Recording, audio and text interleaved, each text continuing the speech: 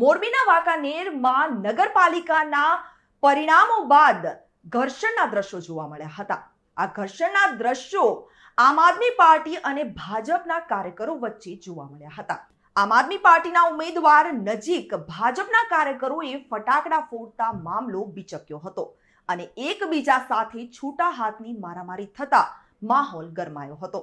Wankaner city પીએસઆઈની team દ્વારા મામલો થાળે પાડવામાં આવ્યો છે, પરંતુ ચૂંટણી બાદ મતગણતરી શાંતિપૂર્ણ માહોલમાં થઈ ગયા બાદ શાંતિ ડહોળવાનો પ્રયાસ કરાતા જ પોલીસ દ્વારા ચુસ્ત બંદોબસ્ત ગોઠવી દેવામાં આવ્યો છે।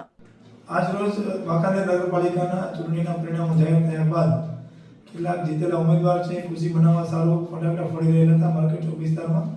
ત્યારે ફટાકડા છે એ ફટાકડા દુકાન માર્કેટ ચોકની જે ફ્રૂટની દુકાન છે એમાં ફૂટતા અમુક ઈસમોને બોલાચાલી થઈ હતી ફ્રૂટના દુકાનના માલિક સાથે, અને ત્યારે ત્યાં હાજર પોલીસે દરમિયાનગીરી કરી અને ઘર્ષણ કરતા માણસોને છૂટા પાડ્યા હતા। અને હાલે આ બનાવ અંગે કોઈ પ્રત્યાઘાત નથી અને માર્કેટ ચોક વિસ્તાર તેમજ આખા વાંકાનેર વિસ્તારમાં હાલે શાંતિનું વાતાવરણ છે અને પોલીસ પેટ્રોલિંગ ચાલુમાં છે।